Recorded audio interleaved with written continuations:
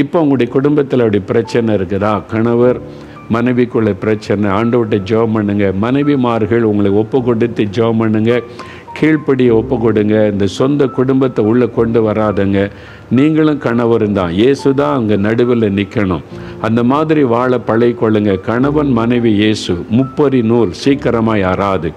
இயேசுவை உங்களுடைய வாழ்க்கையோடு இணைத்து கொள்ளுங்க. அவர்கிட்ட ஆலோசனை கேளுங்க. எடுத்த உடனே பிரச்சனை பெரியவங்கள்ட்ட கொண்டு போய் நீங்கள் அவங்க மூலமாக சிக்கல்களை உருவாக்கி கொள்ளாதுங்க. அப்போ உங்களுடைய குடும்ப வாழ்க்கை நல்லா இருக்கும்.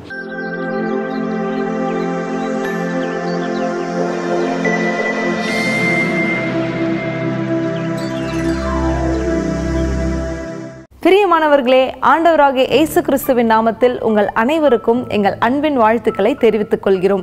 இந்த குடும்ப ஆசீர்வாத நேரம் நிகழ்ச்சியின் மூலமாக உங்களை சந்திப்பதில் நாங்கள் மிகுந்த மகிழ்ச்சி அடைகிறோம். நம்முடைய குடும்பங்கள் மகிழ்ச்சி நிறைந்த குடும்பமாக காணப்பட பெண்களாகிய நாம் மிகவும் முக்கியமானவர்கள். தேவனுடைய வார்த்தை என்ன சொல்லுகிறது என்பதை அறிந்து அந்த வார்த்தைக்கு கீழ்ப்படிந்து நடக்கும் பொழுது நம்முடைய குடும்பங்களில் மகிழ்ச்சிக்கு குறைவே இருக்காது. இப்பொழுதும் சகோதரர் மோகன் சி லாசரஸ் அவர்கள் உங்கள் குடும்பம் மகிழ்ச்சியான குடும்பமாக மாற என்ன செய்ய வேண்டும் என்பதை பற்றிய தேவ ஆலோசனையை வழங்கி உங்களின் ஆசீர்வாதத்திற்காக சிறப்பு பிரார்த்தனை ஏறெடுப்பார்கள். ஒரு குடும்பம்னா மகிழ்ச்சியாக குட்டி மோட்சமாக இருக்கணும். அதில் கணவன் மனைவி தான், 2 பேர் தான் முதலாவது முக்கியமானவர்கள். அவங்களை குறித்து தான் முதலாவது நம்ம தியானித்து கொண்டே வருகிறோம். ஒரு கணவன் மனைவி அவங்க எப்படி இருக்கணும், அந்த 2 பேர் தான் ரொம்ப முக்கியமானவர்கள் முதலாவது. அதன் பிறகு பிள்ளைகள் வருவாங்க. இந்த குடும்பத்துக்குள்ள மாமியார் மருமகள் என்கிற உறவுகள் எல்லாம் வருகிறது. அவங்களுக்குள்ளே எப்படி சமாதான சந்தோஷம், ஒரு நிலையான அன்பு நிலைத்திருக்கணும். அப்போ அந்த குடும்பத்தில் மகிழ்ச்சி நிலைத்திருக்கும் என்பதை தொடர்ச்சியாக தியானித்து கொண்டு வருகிறோம். பலருடைய அனுபவத்தின் மூலமாக அறிந்து வருகிறோம். கடந்த நாட்களில் நான் சொன்னேன், குடும்பத்தினுடைய முக்கியத்துவத்தை ஒவ்வொருவரும் உணர்ந்து கொள்ள வேண்டும். அதில் மனைவிக்கான பொறுப்பு, கணவனுக்கான பொறுப்பு என்று சொல்லும்போது முதலாவது மனைவிக்கு தான் இந்த பெரிய உத்தரவாதம் இருக்கிறது. என்ற வசனம் என்ன சொல்லுது? புத்தி உள்ள ஒரு பெண் தன் குடும்பத்தை கட்டுகிறாள், புத்தி இல்லாதவளோ தன் கைகளினால் அவள் இடித்து போடுகிறாள் என்று வசனம் சொல்லுகிறாரு. அப்போ குடும்பத்தை கட்டுவதும் இடிப்பதும் பெண்கள் கையில் இருக்கிறது. அவங்க தான் முக்கியமான பங்கு. ஆண்களாலும் நிறைய குடும்பங்கள் பாதிக்கப்படுகிறது உண்மைதான். ஆனால் பெண்கள் எழும்பினா இடிந்து கிடக்கிற குடும்பத்தையும் கட்டி எழுப்ப முடியும், சரிப்படுத்த முடியும். அதைத்தான் வேதம் சொல்லுகிறாரு. அதனால தான் பெண்கள் தான் குடும்பத்தின் காரியத்தில் ரொம்ப முக்கியமானவர்கள். இயற்கையாகவே அவங்களுக்கு தான் அந்த சுபாவங்கள் இருக்கிறது. ஒரு குடும்பத்தை கவனிக்க, கணவரை கவனிக்க, பிள்ளைகளை கவனிக்க, குடும்பத்தை கட்டி எழுப்புகிற அந்த திறமையும் ஞானமும் பெண்களுக்குத்தான் உண்டு. அது சாதாரண ஒரு விஷயம் அல்ல. அதனால் பெண்கள் அதுக்கென்று பிரத்யேகமான ஒரு சுபாவத்தோடு ஆண்டவரால் உருவாக்கப்பட்டவர்கள், படைக்கப்பட்டவர்கள்.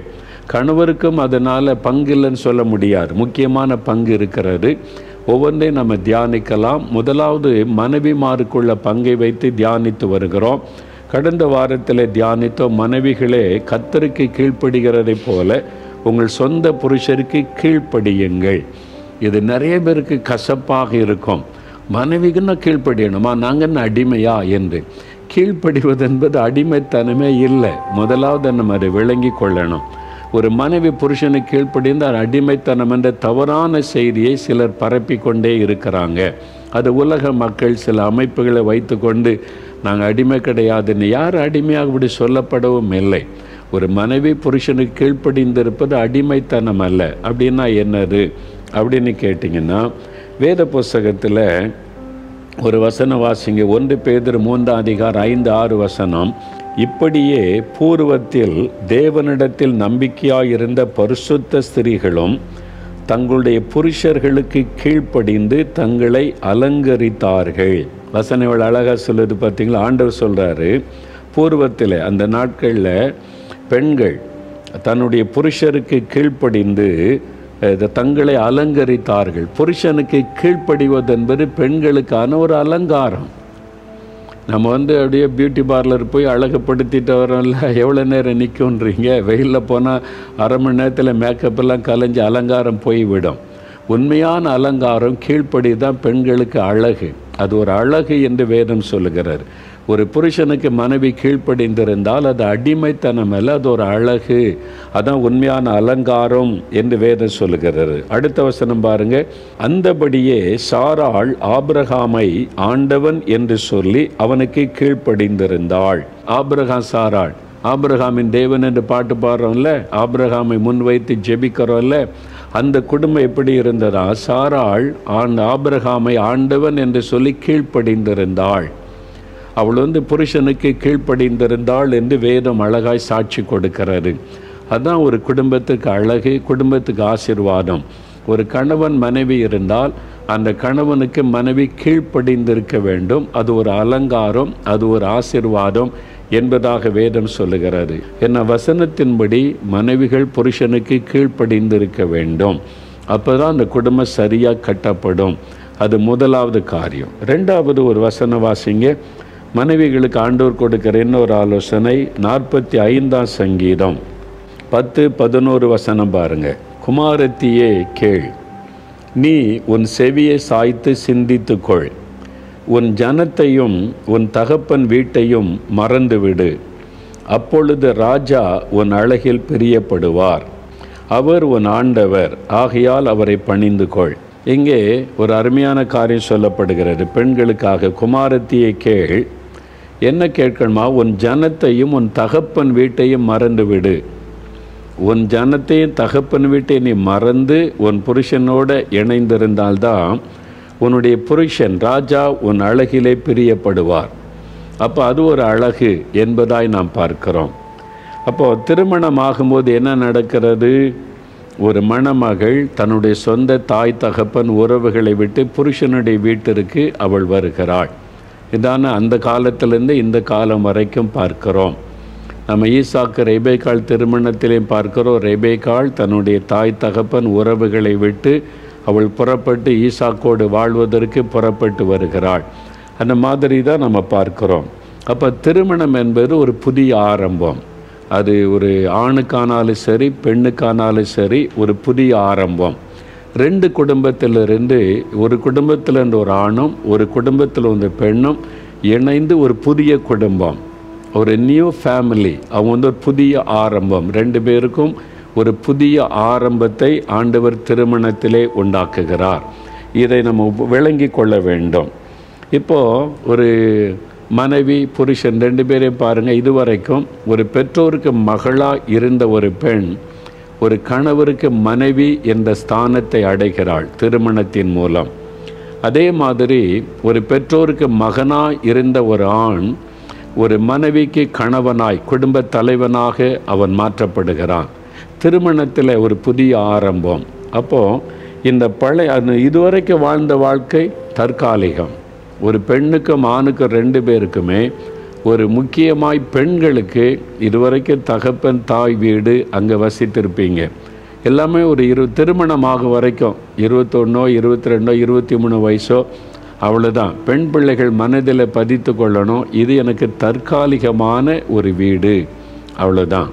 திருமணத்துக்கு பிறகு உங்களுடைய சொந்த குடும்பம் உறவுகளை விட்டு ஒரு புதிய குடும்ப உறவுக்குள்ளே போகிறீங்கள்ல, அந்த கணவனுடைய குடும்பம் கணவனுடைய வீடு, அதுதான் கடைசி வரை மரணம் வரைக்கும். யோசித்து பாருங்கள். அப்போ இது தற்காலிகமானது. இப்போ நீங்கள் வாழ்ந்து கொண்டிருக்கிறது வாலிப பிள்ளைகள் மனதில் கொள்ளணும், எங்கள் அப்பா எங்கள் அம்மா எங்கள் அண்ணன் எங்கள் அக்கா இந்த உறவு எங்கள் வீடு எங்கள் குடும்பம் என்பது தற்காலிகமானது. எப்போ திருமணம் ஆச்சுதோ நீங்கள் இன்னொரு குடும்பத்துக்கு போக போகிறீங்க, இன்னொரு குடும்பத்தை கட்டி எழுப்ப போகிறீங்க. அவங்களுக்கு புதிய உறவுகளை தேவன் தரப்போகிறார். இதை எப்பொழுதும் மனதில் வைத்துக்கொள்ளணும். அதனால் திருமணம் என்பது ஒரு புதிய ஆரம்பம். அதே மாதிரி தான் புருஷனும் கூட நம்மோடு கூட வாழ்வதற்கு ஒரு புதிய ஒரு உறவை தேவன் கொண்டு வருகிறார். அப்போ ரெண்டு பேரும் சேர்ந்து ஒரு புதிய குடும்பம், ஒரு குடும்ப வாழ்க்கை உருவாகிறது என்பதை நினைவில் கொள்ளணும். இந்த புதிய குடும்ப வாழ்க்கை மகிழ்ச்சியாக இருக்கணும் அப்படின்னா பெண்கள் செய்ய வேண்டிய முக்கியமான காரியம், பெண்கள் மனதில் ஆழமாக பதிக்க வேண்டிய காரியம், திருமணமாகி புருஷன் வீட்டுக்கு வந்த பிறகு எங்கள் அப்பா என்ன அப்படி வச்சுருந்தாங்க, எங்கள் அம்மா அப்படி வச்சுருந்தாங்க, எங்கள் குடும்பம் தெரியுமா, நீ பிறந்த குடும்பத்தை பற்றியே நீங்கள் புகழ்ச்சியாக பேசி பேசி பேசிக்கொண்டே இருந்தீங்கன்னா நீங்கள் உங்களுடைய புருஷனுடைய நீங்கள் ஒரு எதிர்ப்பை அல்லது ஒரு வெறுப்பை நீங்களே சம்பாதித்து கொள்றீங்கன்னு அர்த்தம். நல்லா அறிந்து கொள்ளுங்க. அங்கேருந்துங்க வந்துட்டீங்க, இதுதான் இனிமேல் உங்கள் குடும்பம், இதுதான் உங்களுடைய உறவு, இதுதான் உங்களுடைய வாழ்க்கை, இனி சாகும் வரைக்கும் இதுதான் உங்களுடைய குடும்பம், இதுதான் உங்களுடைய உறவு. அதான் தேவன் வைத்த ஒழுங்கு, வேதம் சொல்லுகிறது அதான் ஒழுங்கு. ஏன்னா நீங்கள் தற்காலிகமாக இருந்ததை பற்றியே பெருமையாக பேசி பேசி இங்கே என்ன நடந்தாலும் சின்ன எங்கள் வீட்டில் அப்படி, எங்கள் அப்பா அப்படி வச்சுருந்தான், எங்கள் அம்மா அப்படி, எங்கள் அக்கா, எங்கள் குடும்பம் தெரியுமான்னு அந்த பிறந்த வீட்டு பெருமையை பேசி கொண்டிருந்தால் கணவனுடைய அன்பை இழக்க நேரிட்டு விடும். எல்லாரும் ஒரே மாதிரி இருக்க மாட்டாங்க. சிலர் கேட்டுட்டு ஓகே சரி அவளுடைய பலவீனம் பேசிட்டு போகிறான்னு இருப்பாங்க. சிலருக்கு டக்குன்னு கோபம் வந்துடும். அப்போ உங்களுடைய உறவுகள் பாதிக்கப்படும். கணவருடைய அன்பை நீங்கள் இழக்க நேரிடும். அதனால் பிறந்து விட்ட பெருமை பேசாமல் கணவன் வீட்டுக்கு வந்தால் கணவன் குடும்பம், அவனுடைய பெற்றோர், இதுதான் என் குடும்பம், இந்த மாதிரி குடும்பத்தை கர்த்தர் தந்திருக்கிறார் என்ற மகிழ்ச்சிக்குள்ளே நீங்கள் வரணும். அதுக்கு தான் ஆண்டவர் சொல்கிறாரு, உன் ஜனத்தையும் தகப்பன் வீட்டையும் மறந்துரு. நீ அதையே நினச்சிக்கிட்டு இருக்காத, எங்கள் அப்பா அம்மா எங்கள் அம்மா என் குடும்பம் தெரியுமான்னு பேசிக்கிட்டே இருக்காத, இனிமே அதை மறந்துட்டு இந்த புதிய வாழ்க்கைக்குள்ளே வா என்று ஆண்டவர் சொல்லுகிறார். இந்த பழசை விடாமல் இருக்கிறதுனாலேயே நிறைய குடும்பத்தில் பாதிப்புகள் காணப்படுகிறது. அதனால் நீங்கள் அதை மறந்துட்டு ஒரு புதிய வாழ்க்கைக்கு அர்ப்பணித்து கொள்ளணும். வசனம் என்ன சொல்லுது? முந்தினதை நினைக்க வேண்டாம், பூர்வமானதை சிந்திக்க வேண்டாம், இதோ புதிய காரியத்தை செய்கிறேன். அதனால் இந்த பழசை மறந்து புதிய வாழ்க்கை, இந்த வாழ்க்கையை நீங்கள் ஏற்றுக்கொள்ளணும். இதுதான் கர்த்தர் எனக்கு வைத்திருக்கிற இனி நிரந்தரமான, இனி கடைசி வரை நான் வாழப்போகிற வாழ்க்கை. என் கணவரோடு, என் கணவர் குடும்பத்தோடு ஆண்டவர் என்னை இணைத்திருக்கிறார், எங்களை ஒரு தனி குடும்பமாக்கி இருக்கிறார். இதை மனதில் ஆழமாய் பதித்து கொள்ளணும். அதனால் நீங்கள் ரொம்ப கவனமாக இருக்கணும் பெண்கள். உங்கள் கணவரையோ கணவர் வீட்டாரையோ விட்டு கொடுத்து விடக்கூடாது. ஏன்னா இதுதான் உங்களுடைய குடும்பம். அதனால் உங்கள் கணவராகட்டும் கணவர் குடும்பத்தை யார்கிட்டையும் விட்டு கொடுத்து விடக்கூடாது. அதில் பெண்கள் கவனமாக இருக்கணும். சில பிரச்சனைகள் அதுகளை நீங்கள் சந்தித்தா கூட யாருக்கிட்டையும் நீங்கள் அந்த காரியத்தில் விட்டு கொடுத்து விடக்கூடாது. ஒரு சகோதரி ஒரு சமயம் சொன்னாங்க, நான் திருமணமாகி வந்த புதுசில் என் கணவர் கொஞ்சம் தப்பான வாழ்க்கையில் நடந்தாங்க, கொஞ்சம் குடிக்கிறது, கொஞ்சம் தவறான பாதையில் நடந்தாங்க. எனக்கு அது தெரிந்தது. ஏன்னா வெளியில் தெரியாது, குடும்ப வாழ்க்கையில் நெருங்கின பிறகு தானே தெரியும். இது மாதிரி இருந்த உடனே அவங்க பெற்றோரிடத்தில் போய் சொல்லிட்டாங்க, கணவர் இப்படி ரகசியமாக குடிக்கிறார், இப்படி பண்ணுறார், அப்படி பண்ணுறாரு, சில தவறுகளெல்லாம் சொல்லிட்டாங்க. இவங்க போய் தன்னுடைய பெற்றோரிடத்தில் சகோதரிடெல்லாம் சொல்லி கொஞ்சம் பிரச்சனைலாம் வந்துட்டு, ஆனாலும் அவங்க பெற்றோர்கிட்ட சொல்லி வேதனைப்பட்டு பிரச்சனைலாம் வந்துட்டு அப்புறம் சமாதானம் பண்ணி வச்சுட்டாங்க. கொஞ்ச நாள் கழித்து கணவர் ரட்சிக்கப்பட்டார். ரட்சிக்கப்பட்ட இந்த பாவத்தெல்லாம் விட்டு மனம் திரும்பி அவங்களே சொன்னாங்க, இப்போ என் கணவர் நல்லா இருக்கிறார் பிரதர், என் கணவர் முன்னால் மாதிரி கிடையாது, ரட்சிக்கப்பட்டு நல்ல கர்த்தருடைய பிள்ளை ஆகிட்டார். ஆனால் நான் ஒரு பெரிய தப்பு பண்ணிட்டேன். இப்போ என் கணவர் ரட்சிக்கப்பட்ட நல்லவராக இருந்தாலும் என் குடும்பத்தார் என் கணவர் அற்பமாக நினைக்கிறாங்க, என் குடும்பத்தார் என் கணவரை தப்பாக நினைக்கிறாங்க, அவருக்கு மரியாதை கொடுக்கறதில்ல, மதிக்கிறதில்லை. அதுக்கு காரணம் நான் தானே. நான் முன்பு அவர் செய்த தவறு சொன்னதுனால இதுவரைக்கும் அவங்க மனசில் அப்படி தான் என் கணவரை பற்றி நினைக்கிறாங்க. நான் தப்பு பண்ணிட்டேன்னு சொல்லி எனக்கே மனசாட்சி வாதிக்குதுன்னு சொன்னாங்க. அதனால் தான் பெண்கள் ரொம்ப கவனமாக இருக்கணும். நீங்கள் வாழப்போகிற குடும்பம், உங்களுடைய கணவர், எல்லா குடும்பத்திலையும் குறைகள் உண்டு. உங்கள் குடும்பத்தில் உண்டு, எங்கள் குடும்பத்தில் உண்டு, எல்லார் குடும்பத்திலையும் பெர்ஃபெக்டாக 100%ன்னு சொல்ல முடியாது. சில குறைபாடுகள் இருக்கும். அதை பெருசுப்படுத்தி நீங்கள் பேசி நாளைக்கு உங்கள் மரியாதையை நீங்கள் கெடுத்து கொள்ளக்கூடாது. உங்கள் கணவரை நீங்கள் யாரிடத்துல விட்டு கொடுக்கக்கூடாது. பாருங்கள், அந்த சகோதரியை ரொம்ப வேதனையோடு அவங்க சொன்னாங்க, நானே தப்பு பண்ணிட்டேன், இப்போ என் கணவர் ரட்சிக்கப்பட்டு எவ்வளோ நல்லா இருக்காங்க, ஆனால் என் குடும்பத்தார் பழைய காரியத்தை நான் சொன்னதை வச்சு அவங்கள தவறாக நினைத்து கொண்டு அவமானப்படுத்துகிறாங்கன்னு சொல்லி. அதனால தான் ரொம்ப கவனமாக இருக்கணும். ரொம்ப கவனமாக உங்களுடைய குடும்ப காரியத்தில் செயல்பட வேண்டியது ரொம்ப அவசியம். எனக்கு தெரிந்த ஒரு மகள், அவளுக்கு திருமணம் ஆயிற்று. அப்புறம் சில மாதங்கள் கடந்தது. எப்படிமா இருக்குது குடும்ப வாழ்க்கையெல்லாம் நல்லா இருக்கியா அப்படின்னு கேட்டபோது, சில மாதங்கள் கடந்துட்டு அவள் சொன்னாள், ஒரு சின்ன ஒரு குழந்தையும் இருக்கிறது, அவர் சொன்னால், என் கணவருக்கு ஒரு தவறான தொடர்பு இருக்குது, அதை நான் கண்டுபிடிச்சேன், அவருக்கு ஒரு தவறான தொடர்பு இருக்குது அப்படின்னு சொன்ன உடனே, அப்போ நீ என்ன பண்ண அப்படின்னு கேட்டேன். உன் கணவருக்கு தவறான தொடர்பு உறுதி தானே, எனக்கு தெரியும், நல்லா தெரியும், நானே கண்டுபிடிச்சிட்டேன், பார்த்துட்டேன். அப்போ என்ன பண்ணேன், அவங்களுக்கு அவங்க அப்பா அம்மாட்ட சொன்னியா? சொல்லலை. எங்கள் அம்மாட்டே சொல்லி அப்பாட்டே சொல்லலை. சரி, இப்போ மாமனார் மாமியார் அவங்க என் மேலே ரொம்ப அன்பாக இருக்காங்க, என்னை மகளை போல் வச்சுருக்கிறாங்க. அப்போ மாமனார்கிட்ட சொல்லியிருக்கலாம்ல, அவங்ககிட்டையும் நான் சொல்லலை. இப்போ யார்கிட்ட தான் சொன்னேன்? யாருக்கிட்டையும் சொல்லலை. கணவர்கிட்ட கூட அதை குறித்து பேசலை.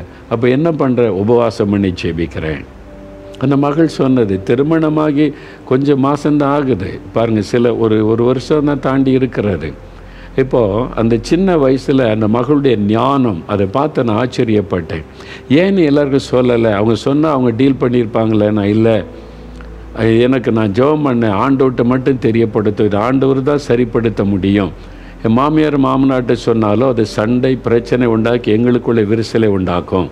எங்கள் அப்பா அம்மாவுக்கு சொன்னால் அவங்க மருமகனை தப்பாக நினைப்பாங்க, எங்களுக்குள்ளே விரிசல் வந்துடும். ஆனால் இதை சரிப்படுத்தக்கூடிய ஒரே ஒருவர் ஆண்டவர் தான். அதனால் உபவாசம் பண்ணி என் கணவருக்காக நான் ஜெபம் பண்ணேன். இப்போ சில மாதங்கள் கழிந்தது சொன்னால் ஆண்டவர் கம்ப்ளீட்டாக அதை மாற்றிட்டார், ஆண்டவரே கட் பண்ணிட்டார். இப்போ அந்த தொடர்பை என் கணவருக்கெல்லாம் என் மேலே ரொம்ப அன்பு காமிச்சு, இப்போ தான் கல்யாணம் ஆன மாதிரி நாங்கள் அவ்வளோ சந்தோஷமாக இருக்கிறோம், இயேசு என் வாழ்க்கையில் அவ்வளோ சந்தோஷம் தந்திருக்கிறார் என்று அந்த மகள் சொன்னாள். இதை பெரியவங்கள்ட்ட சொல்லியிருந்தால் என்ன ஆகிருக்கும்? இருக்கிறதே குழப்பி பிள்ளைகளுடைய வாழ்க்கையை தொலைச்சிருப்பாங்க. அதனால்தான் நீங்கள் பிள்ளைகள் எல்லா காரியத்தையும் பெற்றோர்கிட்ட சொல்லாதுங்க. சில பெற்றோர் உணர்ச்சி வசப்பட்டு பிரச்சனையை பெருசாக்கி குடும்பத்தை விரிசலாக்கிடுவாங்க. அதனால தான் தேவனுக்கு தெரியப்படுத்துங்க, ஆண்டவருக்கு அவரால் சரிப்படுத்த முடியாத பிரச்சனை எதுவுமே கிடையாது. அந்த மகளுடைய ஞானத்தை பார்த்து நான் ஆச்சரியப்பட்ட ஆண்டவரை துதித்தேன். நீ சரியான காரியத்தை செய்தாய். அந்த நிறைய பெண்கள் உடனே போய் அப்பா அம்மாட்ட சொல்கிறது, அவங்கள்ட்ட சொல்கிறது, பிரச்சனை பெருசாக்குறது, என்ன நினச்சிக்கிட்டீங்க, ஏமாற்றிட்டீங்கன்னு சொல்கிறது, பெரிய பிரச்சனை பண்ணி குடும்பத்தை உடைச்சி எறிஞ்சிருவாங்க. அப்போ குடும்பத்தை கட்டக்கூடிய ஞானம் அவசியம். பாருங்கள், அந்த பெண் இப்போ குடும்பத்தை அழகாக கட்டி, இப்போமா நான் கேட்குறதுக்கு திருமணமாகி சில வருஷம் ஆகிட்டு ரொம்ப சந்தோஷமாக இருக்கிற, மகிழ்ச்சியாக இருக்கிற குடும்பம் நல்லா இருக்குல்ல. அந்த குடும்பத்தை கட்டினது யார்? அந்த பெண். அந்த வாலிப மகள் சின்ன வயசுலேயே அவளுக்கு அந்த ஞானத்தை கர்த்தர் கொடுத்தார். அதனால் குடும்பத்தை கட்டுகிற பெரிய பொறுப்பை பெண்களுக்கு தந்திருக்கிறார் ஆண்டவர். நீங்கள் தான் அதில் கவனம் செலுத்தணும். அதனால் சின்னதை பெருசாக்காதபடி தேவனுக்கு தெரியப்படுத்துங்க. நீங்கள் ரகசியமாக ஆண்டவர்கிட்ட பேசுங்க, கர்த்தர் வெளிப்படையாக உங்களுக்கு பதில் தருவார். இப்போ உங்களுடைய குடும்பத்தில் அப்படி பிரச்சனை இருக்குதா? கணவர் மனைவிக்குள்ள பிரச்சனை, ஆண்டவர்கிட்ட ஜெபம் பண்ணுங்க. மனைவிமார்கள் உங்களை ஒப்பு கொடுத்து ஜெபம் பண்ணுங்க, கீழ்ப்படியை ஒப்பு கொடுங்க. இந்த சொந்த குடும்பத்தை உள்ளே கொண்டு வராதுங்க. நீங்களும் கணவரும் தான், இயேசு தான் அங்கே நடுவில் நிற்கணும். அந்த மாதிரி வாழ பழகிக்கொள்ளுங்க. கணவன் மனைவி இயேசு, முப்பரி நூல் சீக்கிரமாக யாராது. இயேசுவை உங்களுடைய வாழ்க்கையோடு இணைத்து கொள்ளுங்க. அவர்கிட்ட ஆலோசனை கேளுங்க.